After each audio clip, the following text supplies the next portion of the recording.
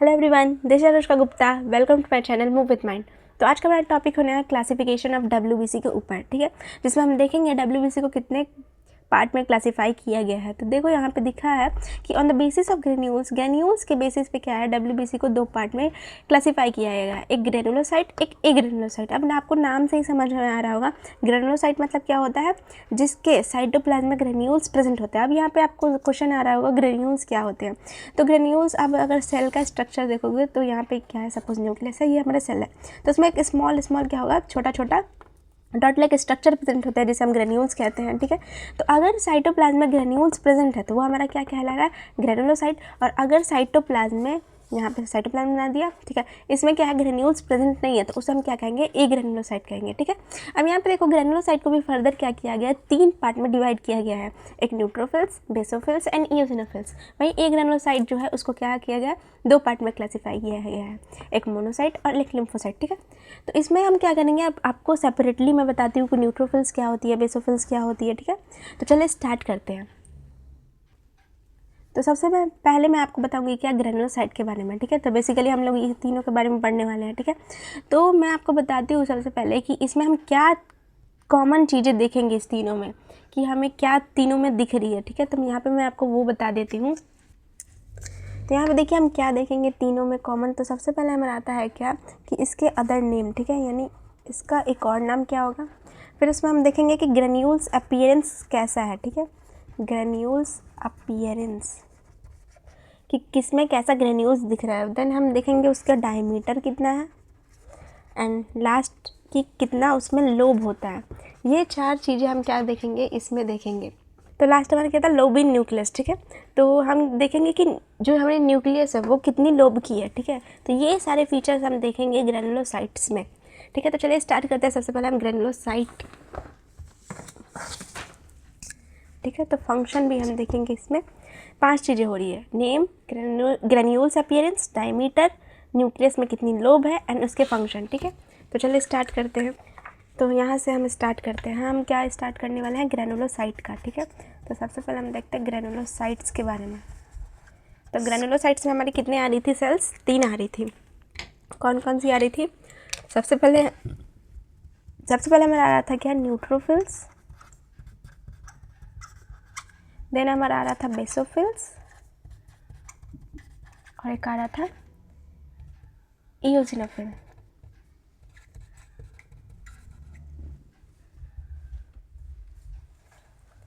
Eosinophils, ठीक है। अब सही है स्पेलिंग। तो हम तीन सेल्स को क्या करेंगे, यहीं पे कंपेयर करके देख लेंगे, यानी हमारा तीनों एक साथ कवर हो जाएगा, न्यूट्रोफिल्स, बेसोफिल्स एंड इओसिनोफिल्स। तो सबसे पहले हम देखते हैं क्या, कि न्यूट्रोफिल्स के, तो मैंने क्या बताया था सबसे पहले, कि अदर्स नेम देखेंगे। तो न्यूट्रोफिल्स का अदर नेम जो है उसे हम क्या कहते हैं, पॉलीमॉर्फ्स कहते हैं, ठीक है। इसका अदर नेम देखते हैं तो क्या कहते हैं, पॉलीमॉर्फ्स। देन बेसोफिल्स क्या है, बेसोफिल्स का अदर नेम नहीं है, ठीक है। देन इओसिनोफिल्स है, उसका हमारा अदर नेम क्या है, एसिडोफिल्स। एसिडोफिल्स भी इसे हम बोलते हैं। ये हमारा नेम हो गया। तो अब यहाँ पे देखो मैंने सेकंड क्या बताया था, ग्रेन्यूल्स अपीयरेंस, ठीक है। तो सबसे पहले न्यूट्रोफिल्स का ग्रेन्यूल्स अपीयरेंस देखते हैं। तो वो हमारा क्या होती है, ग्रेन्यूल्स का उसमें अपीयरेंस, स्मॉल ग्रेन्यूल्स प्रेजेंट होती हैं। इसमें क्या होती है, स्मॉल ग्रेन्यूल्स। देन बेसोफिल्स में हम देखेंगे तो बेसोफिल्स जो है उसका ग्रेन्यूल्स कैसे होगा, उसका जो होगा वो हमारा क्या होगा, बेसोफिल्स का ग्रेन्यूल्स कैसा होता है, बेसोफिल्स का भी ग्रेन्यूल्स क्या होता है, लार्ज होता है। इओसिनोफिल्स का भी ग्रेन्यूल्स क्या होता है, लार्ज होता है। यानी न्यूट्रोफिल्स का ग्रेन्यूल्स स्मॉल होता है, बेसोफिल्स एंड इओसिनोफिल्स का ग्रेन्यूल्स कैसा होता है, लार्ज होता है। इसके बाद मैं आपको बताती हूँ डायमीटर के बारे में, ठीक है। यहाँ पे देखो डायमीटर मैं बताऊँ, ठीक है। डायमीटर देखें तो हम सबसे पहले न्यूट्रोफिल्स का देखते हैं, तो वो कितना है हमारा, 10 to 12 माइक्रोन है। देन बेसोफिल्स का कितना है, 8 to 10 माइक्रो। एंड इओसिनोफिल्स है उसका कितना है, 10 to 40 माइक्रोन, ठीक है। यानी डायमीटर ये हो गया। अब हम इसमें क्या देखेंगे, लोब, यानी कि न्यूक्लियस में कितनी लोब है। तो सबसे पहले मैं आपको बताती हूँ कि अगर हम देखते हैं न्यूट्रोफिल्स में, तो इसका जो लोब है, ठीक है, न्यूक्लियस में कितनी लोब होती है, तो न्यूक्लियस में होती है मल्टीलोब न्यूक्लियस दिखेगी यहाँ पे। बेसोफिल्स में न्यूक्लियस कैसे दिखेगी, बाइलोब दिखेगी। इओसिनोफिल्स में न्यूक्लियस कैसे दिखेगी, यहाँ पे भी हमारी क्या दिखेगी, बाइलोब दिखेगी। अब यहाँ से आप देख सकते हो कंपैरिजन करने में इजी हो रहा होगा, ठीक है। अब यहाँ पे देखो मैं आपको बताती हूँ कि जैसे यहाँ पे देखो मैंने ग्रेन्यूल्स के बारे में बताया, तो आपको यहाँ पे सोचना चाहिए कि ग्रेन्यूल जो होती है, ठीक है, उसको हम क्या करेंगे, मैं आपको कलर बताती हूँ सबसे पहले कि कौन कौन से ग्रेन्यूल्स का कलर दिखते हैं उसके साइटोप्लाज्म में, ठीक है। उसके बाद मैं आपको समझाऊंगी एक कंसेप्ट। तो सबसे पहले मैं बताती हूँ कि न्यूट्रोफिल्स का जो हमारा ग्रेन्यूल्स होता है ना, वो हमारा कैसा दिखता है, वॉयलेट कलर दिखता है। कैसा दिखता है, वॉयलेट। देन बेसोफिल्स का जो ग्रेन्यूल्स है वो हमारा कैसा दिखता है, वो हमारा दिखता है purple blue, purple blue colour दिखता है। वहीं ईओसिनोफिल्स है उसका हमारा जो न्यूक्लियस है वो हमारा जो ग्रेन्यूल्स है वो कैसा दिखता है, पिंक या फिर रेडिश ऑरेंज आपको देखने को मिलेगा, ठीक है। ये मैंने आपको बता दिया कलर के बारे में। अब यहाँ पे आपको एक क्वेश्चन आ रहा होगा कि WBC तो बेसिकली वाइट दिखती है, तो आप कैसे बता रही हो कि ये वॉयलेट कलर दिखता है, ये पर्पल ब्लू कलर दिख रहा है, ये पिंकिश रेड कलर दिख रहा है, ठीक है। कैसे आपको पता चल रहा होगा ये कि कलर कैसे दिख रहा है, ये आपको क्वेश्चन आ रहा होगा ना माइंड में। तो इसको हम क्या करते हैं, बेसिकली स्टेन करते हैं, तब जाके आपको क्या करता है, ग्रेन्यूल्स का ये कलर देखने को मिलता है, ठीक है। तो अब क्या कर रहे हैं हम, यहाँ पे स्टेनिंग कर रहे हैं, ठीक है। यहाँ पे हम क्या कर रहे हैं, स्टेनिंग कर रहे हैं। तो अब आपको क्वेश्चन आ रहा होगा कि कौन से स्टेन से हम इसको स्टेनिंग करेंगे। तो जो हमारा जो न्यूट्रोफिल्स है उसके ग्रेन्यूल्स को हम कौन से कलर से स्टेन करते हैं, यहाँ पे देखो। तो जो हमारा न्यूट्रोफिल्स है उसको हम क्या करेंगे, उसको हम बहुत एसिडिक भी स्टेन कर सकते हैं और हम बेसिक भी स्टेन करते हैं, ठीक है। जिसको हम क्या कहते हैं, जिसको हम कहते हैं लेज़मन स्टेन, लेज़मन स्टेन कहते हैं। देन बेसोफिल जो है, ठीक है, उसको हम क्या करते हैं, उसको जो है हम बेसिक स्टेन करते हैं, नाम से ही है बेसोफिल, ठीक है। इसको हम क्या करेंगे, बेसिक स्टेन करेंगे, तब जाके हम क्या दिखेगा, पर्पल ब्लू कलर ग्रेन्यूल्स दिखेगा। देन ईओसिनोफिल्स है उसको हम क्या करेंगे, एसिडिक स्टेन करेंगे, जिसकी वजह से हमको क्या दिखेगा, पिंक या फिर रेडिश ऑरेंज कलर क्या दिखेगा, ग्रेन्यूल्स देखने को मिलेगा। अब यहाँ पे मैं आपको डायग्राम में आपको दिखाती हूँ कि कैसे दिखता होगा, ठीक है। तो अब यहाँ पे दिखाती हूँ, लेट मी शो यू। यहाँ पे हमारी क्या है, देखो 3 दिख रही है, जो हमारी तीनों क्या है, ग्रेनुलोसाइट है, ग्रेनुलोसाइट है, ठीक है। तो सबसे पहले देखो न्यूट्रोफिल्स, न्यूट्रोफिल्स मैंने क्या बताया था कि इसके साइटोप्लाज्म में क्या होगा, स्मॉल ग्रेन्यूल्स होंगे। देखो यहाँ पे देख सकते हो कि छोटे ग्रेन्यूल्स है as compared to eosinophils and basophils. Eosinophils और बेसोफिल्स में क्या है, ग्रेन्यूल्स का साइज देख सकते हो आप कि बड़ा है। ये जो रेड कलर और यहाँ पे ब्लू कलर से शो किया गया, ये क्या है, ग्रेन्यूल्स है, ठीक है। तो बड़ा है एज कम्पेयर टू न्यूट्रोफिल्स। तो यहाँ से क्लियर हो गया कि न्यूट्रोफिल्स में हमारा ग्रेन्यूल्स छोटा होता है, ईओसिनोफिल्स बेसोफिल्स में ग्रेन्यूल्स का साइज बड़ा होता है। डायमीटर आपको क्लियर हो गया होगा। देन लोब देखो, तो न्यूट्रोफिल्स में क्या है, इसका जो लोब देखो मल्टी न्यूक्लिएटेड, ठीक है, यानी मल्टी लोब्ड है। बेसोफिल्स में देखो बाई लोब्ड है, 2 लोब दिख रहा होगा, सॉरी ईओसिनोफिल्स में। बेसोफिल्स में भी हमारा बाई लोब है, एक यहाँ दिख रहा होगा, एक यहाँ दिख रहा होगा, ठीक है। तो ये भी बाई लोब्ड होता है, ईओसिनोफिल्स भी बाई लोब्ड होता है, और न्यूट्रोफिल्स क्या होती है, मल्टी लोब्ड होती है। अब यहाँ पे देखो कि मैंने बताया कि इसको क्या दिखती है, हमारी जो ग्रेन्यूल्स है वो पर्पल कलर दिख रही होगी। तो आपको यहाँ पे देख सकते हो कि पर्पल कलर ग्रेन्यूल्स दिख रहा है साइटोप्लाज्म में, ठीक है। किसकी वजह से दिखता है, हमारा बहुत एसिडिक एंड बेसिक स्टेन करने की वजह से ये ग्रेन्यूल्स दिखते हैं। ईओसिनोफिल्स में आपको ग्रेन्यूल्स दिख रहे होंगे, ठीक है। तो कौन से कलर्स दिख रहे हैं ईओसिनोफिल्स में, पिंक कलर दिख रहे हैं या फिर रेडिश ऑरेंज कलर दिखेंगे क्या, ग्रेन्यूल्स साइटोप्लाज्म में। तो ये किसकी वजह से दिखते हैं, हम इसको करते हैं एसिडिक स्टेन करते हैं, तब ये जाके ग्रेन्यूल्स दिखते हैं। देन बेसोफिल्स में आपको पर्पल ब्लू कलर दिख रहे होंगे, ये किसकी वजह से दिखते हैं, हमारे बेसिक स्टेन करने की वजह से दिखते हैं। अब डायग्राम से आपको अच्छे से क्लियर हो गया, ठीक है। तो ये हमारा पूरा हो गया ग्रेनुलोसाइट के बारे में। तो न्यूट्रोफिल्स का सबसे पहले फंक्शन देख लेते हैं। तो न्यूट्रोफिल्स का फंक्शन क्या होता है, ये हमारे बॉडी में फर्स्ट लाइन ऑफ डिफेंस बनाता है, फर्स्ट लाइन ऑफ डिफेंस बनाता है। यानी कोई भी माइक्रो ऑर्गेनिज्म हमारे बॉडी में इंटर करता है तो सबसे पहले कौन एक्टिवेट होगा, न्यूट्रोफिल्स एक्टिवेट होगा। इसलिए क्या कह रहा है, इसे हम कहते हैं फर्स्ट लाइन ऑफ डिफेंस, ठीक है। तो न्यूट्रोफिल्स का ये फंक्शन हो गया। देन बेसोफिल्स आते हैं। तो बेसोफिल्स का हमारा फंक्शन क्या होता है, एक तो ये हेल्प करता है हमारे हीलिंग प्रोसेस में, ठीक है, यानी हीलिंग प्रोसेस में भी ये हमारा हेल्प करेगा। देन दूसरा ये क्या होता है, एलर्जिक रिएक्शन में, एलर्जिक जब भी रिएक्शन होगी तो उसमें क्या होगा, ये एक्टिवेट होगा, ठीक है। तो एलर्जिक क्यों यहाँ पे आप देख सकते हो कि एलर्जिक रिएक्शन में एक्टिवेट होता है, क्योंकि जो बेसोफिल्स है उसके पास क्या पाए जाते हैं, हमारे आईजी रिसेप्टर पाए जाते हैं, ठीक है, जिसकी वजह से एलर्जिक रिएक्शन में क्या होती है, एक्टिवेट होती है। देन ईओसिनोफिल्स आती है। तो ईओसिनोफिल्स हमारी क्या करती है, इसका फंक्शन देख लेते हैं हम। ईओसिनोफिल्स का फंक्शन जो होती है ये भी हमारा डिफेंस मैकेनिज्म में काम करेगा,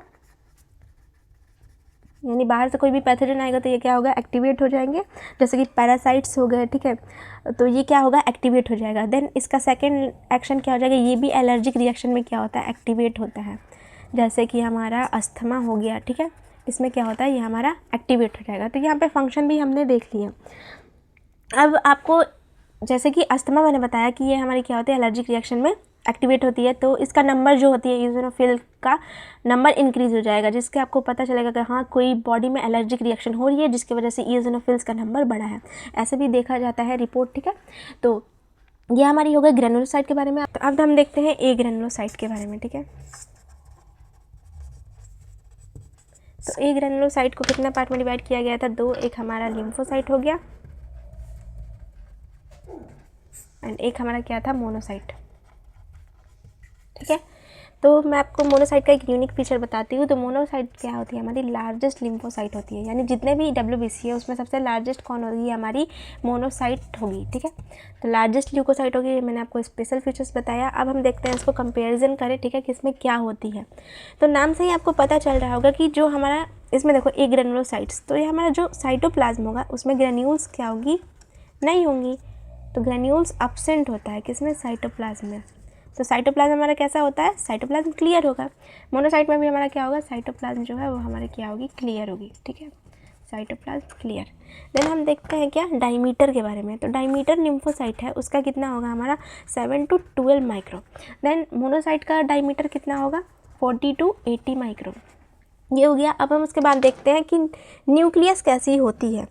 तो सबसे पहले हम देखते हैं लिम्फोसाइट की न्यूक्लियस। तो लिम्फोसाइट की न्यूक्लियस जो होती है वो क्या करती है, पूरे साइटोप्लाज्म को कवर की रहती है, यानी ऑक्यूपाई होल ऑफ न्यूक्लियस,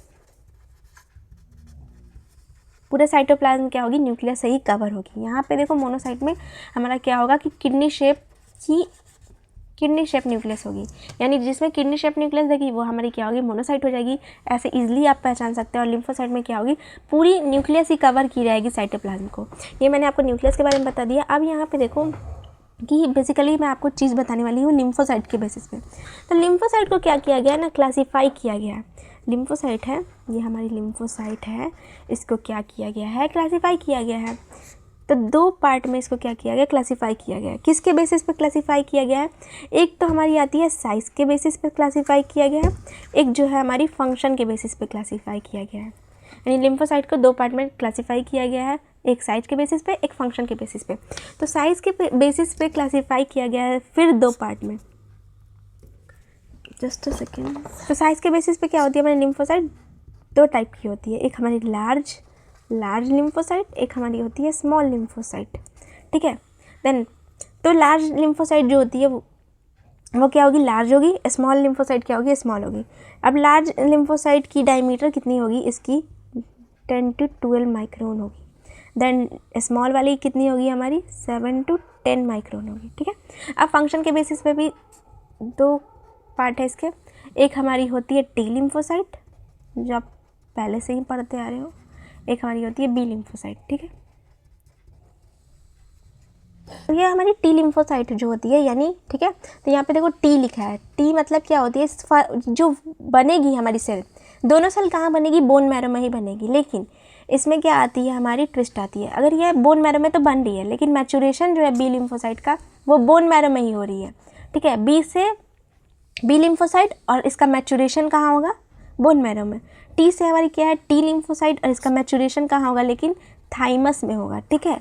तो यहाँ पे बन तो दोनों बोन मैरो में ही रही है, लेकिन मैचुरेशन कहाँ हो रहा है, अलग अलग हो रहा है। बी लिम्फोसाइट का बोन मैरो में ही मैचुरेशन हो जाएगा, बनेगा भी वहाँ, मैच्योर भी वहाँ होगा। लेकिन टी लिम्फोसाइट जो है वो बनेगा तो बोन मैरो में, लेकिन मैच्योर कहाँ होगा, थाइमस में मैच्योर होता है। ये डिफरेंसेस मैंने आपको बता दिया। देन अब हम आते हैं इसके फंक्शन के बारे में, यानी लिम्फोसाइट का क्या फंक्शन होता है, देन मोनोसाइट का क्या फंक्शन होता है। तो फंक्शन हम देख लेते हैं। तो हमारा जो लिम्फोसाइट जो होती है, ठीक है, इसका फंक्शन हम देखें तो ये हमारी क्या होती है, फंक्शन हम देख लेते हैं। ये हमारा रिस्पॉन्सिबल होती है इम्यूनिटी के लिए, रिस्पॉन्सिबल फॉर इम्यूनिटी, ठीक है। अब यहीं पे मैं आपको बताती हूँ कि जो टी लिम्फोसाइट जो होती है वो हमारी क्या प्रोवाइड करती है, सेलुलर इम्यूनिटी प्रोवाइड करती है।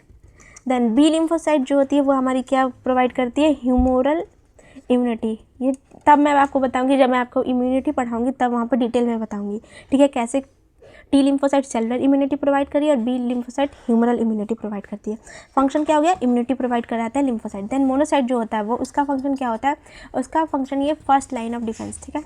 सिमिलरली उसके तरह न्यूट्रोफिल्स की तरह ये जो कि जैसे ही पैथोजन इंटर करता था क्या होता था, एक्टिवेट हो जाता है, वैसे ही हमारा मोनोसाइट जो है वो भी क्या करेगा, जैसे ही हमारा पैथोजन इंटर करेगा वो क्या करेगा, एक्टिवेट हो जाएगा, फर्स्ट लाइन ऑफ डिफेंस बनाने का काम करता है, ठीक है। तो यहाँ पे क्या होती है, हमारी क्लासिफिकेशन ऑफ WBC खत्म होती है। आई होप आपको समझ में आया होगा। अगर आपको समझ में आया तो please like share and subscribe my channel. आपके इसके डिटेल नोट्स मेरे टेलीग्राम चैनल पे मिल जाएंगे, लिंक बायो में, वहाँ से आप जाके देख सकते हो। तब तक के लिए कीप वॉचिंग, कीप लर्निंग। मिलते हैं नेक्स्ट वीडियो में।